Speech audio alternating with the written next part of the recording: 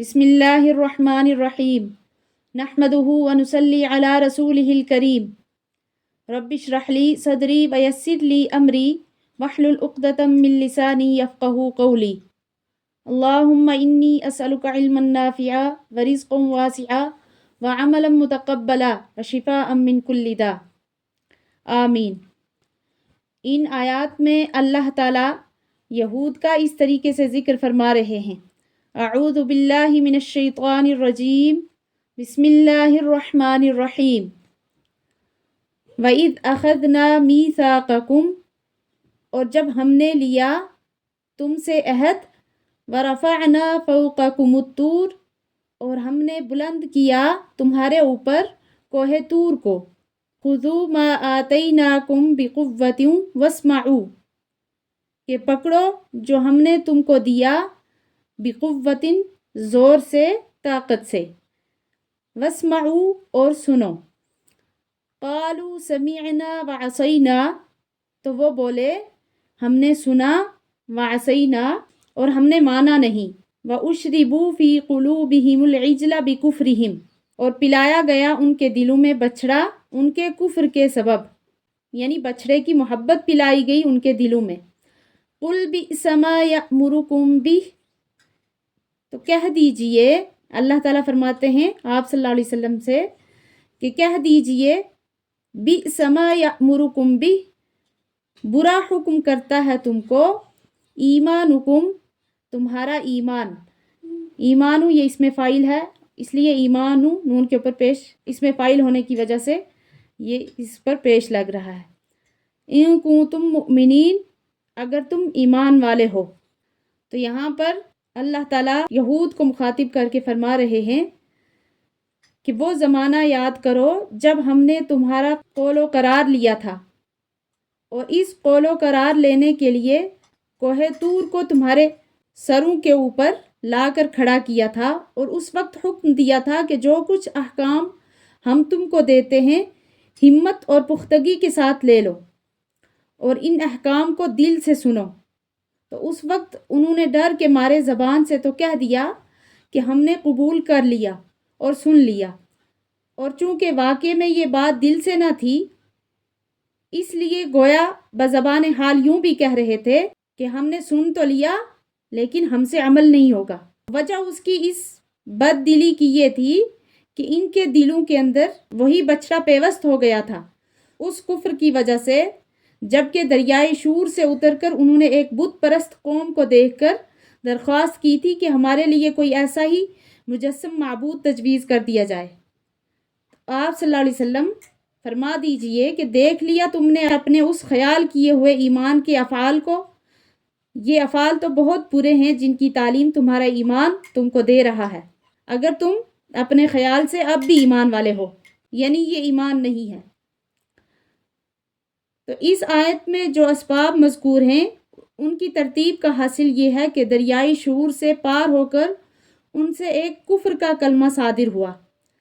تو بہت کوشش کے ساتھ موسیٰ علیہ السلام کی بہت ڈانٹ ٹپٹ سے توبہ کر لی، لیکن توبہ کے مراتب بھی مختلف ہوتے ہیں۔ اعلیٰ درجہ کی توبہ نہ ہونے کے سبب اس کی ظلمت دل میں کچھ باقی رہ گئی تھی، وہ ترقی پا کر بچڑے کے معبود بنانے کا سبب بن گئی۔ پھر اس کی توبہ میں بعضوں کو قتل ہونا پڑا اور بعضوں کو غالباً بلا قتل معافی ہو گئی ہو، تو ان کی توبہ بھی کچھ کمزور سی توبہ ہوئی ہوگی، اور جو بچڑا کے پوجنے سے محفوظ رہے تھے ان کو بھی بچڑا کے پوجنے والوں سے جس قدر نفرت کرنا واجب تھی، اس میں کوتاہی ہونے سے کچھ اثر اس شرک کے گناہ کا ان کے دل میں باقی تھا۔ بہرحال یہ جو کمزور سی توبہ یا کفر سے نفرت نہ ہونے کے آثار باقی رہنے سے دلوں میں دین سے سستی پیدا کر دی، تو جس سے یہ اخذ میثاق میں کوہ طور کو ان پر لٹکانے کی نوبت آئی۔ آگے فرماتے ہیں اللہ تعالیٰ، قُلْ إِن كَانَتْ لَكُمُ الدَّارُ الْآخِرَةُ، کہہ دے کہ اگر ہے تمہارے لیے آخرت کا گھر، عند اللہ، اللہ کے ہاں، خالصتاً، یعنی خالص تمہارے لیے ہے، من دون الناس، باقی لوگوں کے علاوہ، فتمنوا الموت، تو پس پھر تمنا کرو موت کی، ان کنتم صادقین، اگر تم سچ کہتے ہو، وَلَن يَتَمَنَّوْهُ أَبَدًا بِمَا قَدَّمَتْ أَيْدِيهِمْ، اللہ تعالیٰ فرماتے ہیں ہرگز وہ تمنا نہیں کریں گے اس کی کبھی بھی، بما قدمت ایدیہم، اس چیز کی وجہ سے کہ جو وہ گناہ آگے بھیج چکے ہیں۔ واللہ علیم بالظالمین، اور اللہ تعالیٰ خوب جانتا ہے ظالموں کو۔ تو بعض یہودی یہ دعویٰ کرتے تھے کہ آخرت کی نعمتیں خالص ہمارا ہی حق ہے۔ اللہ تعالیٰ نے اس دعوے کو باطل کرنے کے لیے فرمایا کہ اے محمد صلی اللہ علیہ وسلم، آپ ان لوگوں سے کہہ دیجئے اگر تمہارے قول کے مطابق آخرت کا گھر محض تمہارے ہی لیے ہے، تمہارے علاوہ اور کسی کے لیے نہیں، تو تم اس کی تصدیق کے لیے ذرا موت کی تمنا کر کے دکھلا دو اگر تم اس دعوے میں سچے ہو۔ اللہ تعالیٰ فرماتے ہیں ہم ساتھ ہی یہ بھی کہہ دیتے ہیں کہ یہ لوگ ہرگز کبھی اس موت کی تمنا نہ کریں گے سزا کے خوف ہونے کی وجہ سے، اور اللہ تعالیٰ کو خوب اطلاع ہے ان ظالموں کے حال کی۔ قرآن کی بعض اور آیات سے بھی ان کے اس دعویٰ کا مفہوم نکلتا ہے، جیسے کہ اس سے پہلے بھی ان کے بارے میں آ چکا کہ وہ کہتے ہیں قالوا لن تمسنا النار الا ایاما معدودہ، کہ ہم کو تو آگ نہیں دوزخ کی چھوئے گی مگر کچھ چند دن۔ یا اسی طریقے سے بعض آیات میں ہے وقالوا لن يدخل الجنة الا من كان هودا او نصارى، کہ کہتے ہیں کہ جنت میں تو یہودی اور نصرانی ہی داخل ہوں گے، ان کے علاوہ اور کوئی داخل نہیں ہوگا۔ وقالت اليهود والنصارى نحن ابناء الله واحباؤه، اور اسی طریقے سے کہتے ہیں یہود اور نصارہ ہم اللہ کے بیٹے ہیں، ہم اللہ کے دوست ہیں، وغیرہ وغیرہ۔ تو ان سب دعووں کا حاصل یہ معلوم ہوتا ہے کہ ہم دین حق پر ہیں، تو لہٰذا آخرت میں ہم کو تو ضرور نجات ملے گی۔ ہم میں سے جنہوں نے توبہ کی یا جو مر چکے ہیں تو ان کو تو ابتدا ہی سے جنت میں داخلہ مل جائے گا، اور جو گنہگار ہیں تو وہ چند روزہ عذاب بھگت کر نجات پا جائیں گے۔ تو اللہ تعالیٰ یہاں پر پیشن گوئی فرما رہے ہیں کہ زبان سے ہرگز نہیں کہیں گے کہ ہم موت کی تمنا کرتے ہیں۔ تو اس پیشن گوئی کے بعد ہم کہتے ہیں کہ اگر تم اپنے دعووں میں سچے ہو تو یہ کلمہ کہہ دو، نہ کہا تو پھر تمہارا جھوٹا ہونا ثابت ہو جائے گا۔ تو چونکہ ان کو اپنا باطل اور کفر پر ہونا اور جناب رسول اللہ صلی اللہ علیہ وسلم اور مومنین کا حق پر ہونا ان پر خوب واضح اور روشن تھا، اس لیے یا تو ایسی ہیبت چھائی کہ زبان ہی نہ اٹھی، یا وہ ڈر گئے کہ جیسے ہی ہم نے یہ کلمہ منہ سے نکالا تو موت آ پہنچے گی، پھر سیدھے جہنم میں پہنچیں گے۔ ورنہ ان کو حضور صلی اللہ علیہ وسلم سے جو دشمنی تھی تو اس کے پیش نظر تو ان کو یہ سن کر جوش آنا چاہیے تھا اور یہ کلمات ضرور کہہ دینے چاہیے تھے۔ تو یہاں دو باتیں اور قابل ذکر ہیں۔ اول تو یہ کہ یہ استدلال ان یہودیوں کے ساتھ تھا جو نبی کریم صلی اللہ علیہ وسلم کے زمانے میں موجود تھے اور جنہوں نے آپ صلی اللہ علیہ وسلم کو نبی پہچاننے کے بعد سرکشی اور دشمنی کی بنا پر آپ صلی اللہ علیہ وسلم کا انکار کیا۔ ہر زمانے کے یہود سے یہ خطاب نہیں۔ دوسرے یہ شبہ بھی نہیں ہونا چاہیے کہ تمنا کرنا دل اور زبان دونوں سے ہوتا ہے، تو ممکن ہے انہوں نے دل سے تمنا کی ہو۔ تو اول تو یہ اس لیے صحیح نہیں کہ اللہ تعالیٰ کا فرمان وَلَن يَتَمَنَّوْهُ اس کی صاف تردید کر رہا ہے۔ دوسرے اگر وہ دل سے تمنا کرتے تو زبان سے ضرور اس کا اظہار کرتے، کیونکہ اس میں تو ان کی جیت تھی اور نبی کریم صلی اللہ علیہ وسلم کو جھٹلانے کا اچھا موقع تھا۔ اور یہ شبہ بھی نہ کرنا چاہیے کہ انہوں نے تمنا کی ہو مگر اس کی شہرت نہ ہوئی ہو۔ یہ اس لیے صحیح نہیں کہ اسلام کے ہمدرد اور معاونین کی تعداد کے مقابلے میں مخالفین کی تعداد ہمیشہ زیادہ رہی۔ اگر ایسی بات ہوئی ہوتی تو وہ خود اس کو خوب اچھالتے کہ یہ لو دیکھو تم نے جو معیار حق اور صداقت مقرر کیا تھا اس پر بھی ہم پورے اترے۔ آگے اللہ تعالیٰ فرماتے ہیں وَلَا تَجِدَنَّهُمْ أَحْرَصَ النَّاسِ عَلَى حَيَاةٍ، کہ تو پائے گا ان کو لوگوں میں سے سب سے زیادہ حرص کرنے والا عَلَى حَيَاةٍ زندگی پر، وَمِنَ الَّذِينَ أَشْرَكُوا اور ان سے بھی زیادہ حرص کرنے والا جو مشرک ہیں، يَوَدُّ أَحَدُهُمْ لَوْ يُعَمَّرُ أَلْفَ سَنَةٍ ان میں سے ہر ایک چاہتا ہے کہ لو يعمر الف سنہ کہ 1000 سال تک ان کی عمر لمبی ہو جائے۔ وما ہوا بمزحزحہ من العذاب ان يعمر اور نہیں اس کو بچانے والا عذاب سے ان یعمر، عمر کا لمبا ہونا عذاب سے نہیں بچاتا۔ واللہ بصیر بما یعملون، اللہ تعالیٰ دیکھتا ہے جو وہ کرتے ہیں۔ اور وہ لوگ موت کی تمنا کیا خاک کرتے کہ اے محمد صلی اللہ علیہ وسلم، آپ تو ان کو دنیاوی زندگی کا حریص اور آدمیوں سے بھی بڑھ کر پائیں گے، اور اوروں کا تو کیا ذکر۔ حیرت تو اس بات کی ہے کہ بعض مشرکین سے بھی بڑھ کر آپ ان کو زندگی پر حرص کرنے والے دیکھیں گے، اور ان کی یہ کیفیت ہے کہ ان میں کا ایک ایک شخص اس ہوس میں ہے کہ اس کی عمر 1000 برس کی ہو جائے، اور بھلا بالفرض اگر اتنی عمر ہو بھی گئی تو کیا یہ عمر کا لمبا ہونا عذاب سے تو نہیں بچا سکتا کہ کسی کی بڑی عمر ہو جائے۔ اور حق تعالیٰ کے سب پیش نظر ہیں ان کے اعمال بد جس پر ان کو عذاب ہونے والا ہے۔ تو اس میں حیرت کی وجہ یہ ہے کہ مشرکین عرب تو آخرت کے منکر تھے، ان کی بہار اور عیش تو جو کچھ ہے دنیا ہی ہے، اس لیے وہ اگر لمبی زندگی کی تمنا کریں تو کچھ عجیب نہیں، مگر یہود تو آخرت کے قائل اور اپنے خیال سے آخرت کی نعمتوں کا اپنے آپ ہی کو مستحق کہتے تھے، پھر بھی وہ دنیا میں رہنے کی تمنا کریں، یہ ہے حیرت اور تعجب کی بات۔ بس آخرت کے اعتقاد کرنے کے باوجود لمبی عمر کی تمنا کرنا اس بات کی دلیل ہے کہ نعمت اخروی کا اپنے آپ کو مستحق سمجھنے کا دعویٰ صرف دعویٰ ہی ہے، حقیقت جو ہے اس کو یہ بھی خوب جانتے ہیں کہ وہاں پہنچ کر جہنم ہی ٹھکانہ بنے گا، اس لیے جب تک بچے رہیں تب تک ہی صحیح۔ قُلْ مَنْ كَانَ عَدُوًّا لِجِبْرِيلَ فَإِنَّهُ نَزَّلَهُ عَلَى قَلْبِكَ بِإِذْنِ اللَّهِ، کہہ دیجئے جو کوئی دشمن ہو جبرائیل کا، فَإِنَّهُ نَزَّلَهُ، تو پس بے شک اس نے اتارا ہے یہ کلام، عَلَى قَلْبِكَ، آپ کے دل پر، بِإِذْنِ اللَّهِ، اللہ کے حکم سے، مصدقا لما، اس کلام کی تصدیق کرتا ہے، ما بین یدیہ، جو اس سے پہلے ہے، ہدی وبشریٰ للمؤمنین، اور راہ دکھاتا ہے اور خوشخبری سناتا ہے، للمؤمنین، ایمان والوں کو، من کان عدوا للہ، اور جو کوئی دشمن ہے اللہ کا، وملائکتہ، اور اس کے فرشتوں کا، ورسلہ، اور اس کے رسولوں کا، وجبریل، اور جبرائیل کا، ومیکال، اور میکائیل کا،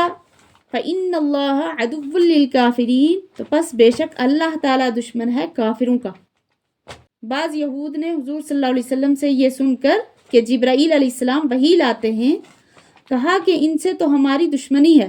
ہماری قوم پر بہت ہیبتناک واقعات اور بہت سخت احکام انہی کے ذریعے آتے رہے ہیں۔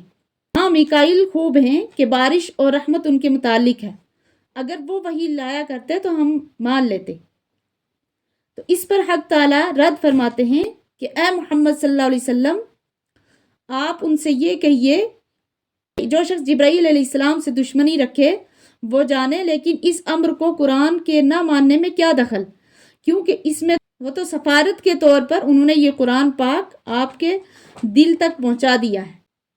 خداوندی حکم سے تو لانے والے کی خصوصیت کیوں دیکھی جاتی ہے، البتہ خود قرآن کو دیکھو کہ کیسا ہے، تو پس اس کی خود یہ حالت ہے کہ تصدیق کر رہا ہے اپنے سے پہلے والی آسمانی کتابوں کی، اور رہنمائی کر رہا ہے مسائل ضروریہ کی، اور خوشخبری سنا رہا ہے ایمان والوں کو، اور آسمانی کتابوں کی یہی شان ہوتی ہے۔ تو پس قرآن ہر حال میں آسمانی کتاب اور قابل اتباع ٹھہرا۔ پھر جبرائیل علیہ السلام کی دشمنی، اس کو نہ ماننا، یہ نری بے وقوفی ہے۔ اب رہا خود مسئلہ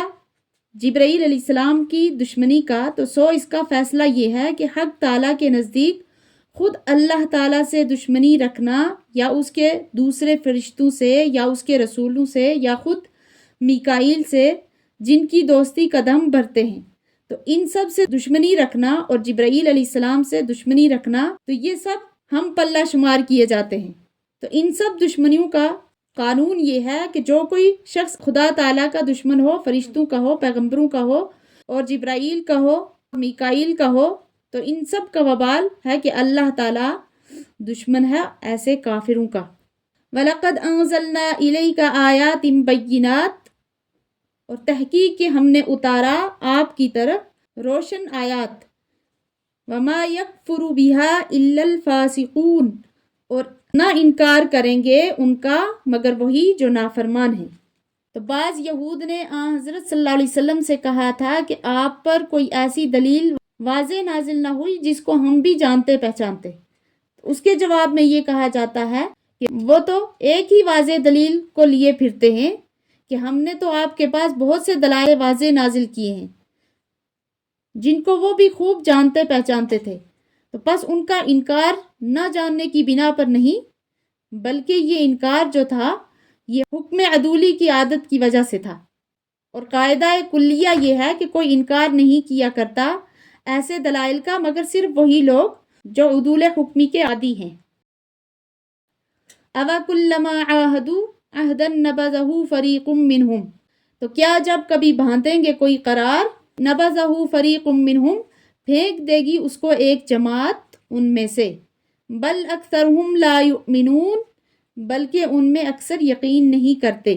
تو بعض یہود کو جو وہ عہد یاد دلایا گیا جو ان سے رسول اللہ صلی اللہ علیہ وسلم پر ایمان لانے کے باب میں تورات کے اندر لیا گیا تھا، تو انہوں نے خود عہد لینے ہی سے صاف انکار کر دیا۔ تو اس کے متعلق ارشاد ہوتا ہے کہ کیا اس عہد لینے سے ان کو انکار ہے؟ اور ان کی تو یہ حالت ہے کہ انہوں نے اپنے مسلم عہدوں کو بھی کبھی پورا نہیں کیا، بلکہ جب کبھی بھی ان لوگوں نے دین کے متعلق کوئی عہد کیا ہوگا تو ضرور اس کو ان میں سے کسی نہ کسی فریق نے نظر انداز کر دیا ہوگا، بلکہ ان عہد کو پورا نہ کرنے والوں میں زیادہ تو ایسے ہی نکلیں گے جو سرے سے اس عہد کا یقین ہی نہیں کرتے۔ تو پس وعدے کا پورا نہ کرنا گناہ تھا ہی، یہ یقین نہ کرنا اس سے بڑھ کر کفر ہے۔ تو یہاں ایک جماعت کی تخصیص اس لیے کی گئی کہ بعض ان میں سے ایسے بھی تھے جو وعدوں کو پورا کرتے بھی تھے، یہاں تک کہ آخر میں آپ صلی اللہ علیہ وسلم پر ایمان بھی لائے۔ وَلَمَّا جَاءَهُمْ رَسُولٌ مِّنْ عِندِ اللَّهِ، اور جب پہنچا ان کے پاس رسول اللہ کی طرف سے، مُصَدِّقٌ لِّمَا مَعَهُمْ، تصدیق کرنے والا اس کتاب کی جو ان کے پاس ہے، نَبَذَ فَرِيقٌ مِّنَ الَّذِينَ أُوتُوا الْكِتَابَ، تو پھینک دیا ایک جماعت نے اہل کتاب سے کتاب اللہ، اللہ کی کتاب کو، وراء ظہورہم، اپنی پیٹھ کے پیچھے، کأنہم لا یعلمون، کأنہ کے معنی ہے گویا، ہم یعنی وہ، گویا کہ وہ لا یعلمون نہیں جانتے، گویا کہ وہ جانتے ہی نہیں۔ تو اس آیت میں ایک خاص عہد شکنی کا ذکر فرماتے ہیں کہ جس میں رسول اللہ صلی اللہ علیہ وسلم پر ایمان نہ لانے میں کلام تھا۔ ارشاد ہوتا ہے، اور جب ان کے پاس ایک عظیم الشان پیغمبر آئے اللہ تعالیٰ کی طرف سے جو رسول ہونے کے ساتھ تصدیق بھی کر رہے ہیں اس کتاب کی جو ان لوگوں کے پاس ہے، یعنی تورات کی، کیونکہ اس میں آپ صلی اللہ علیہ وسلم کی نبوت کی خبر ہے، تو اس حالت میں آپ صلی اللہ علیہ وسلم پر ایمان لانا عین تورات پر عمل تھا جس کو وہ بھی کتاب اللہ جانتے ہیں، مگر باوجود اس کے بھی ان اہل کتاب میں کے ایک فریق نے خود اس کتاب اللہ ہی کو اس طرح پس پشت ڈال دیا جیسے ان کو اس مضمون کا یا کتاب اللہ ہونے کا گویا اصلاً علم ہی نہیں۔ اللہ تعالی ہمیں عمل کرنے کی توفیق عطا فرمائے۔ وآخر دعوانا ان الحمد للہ رب العالمین۔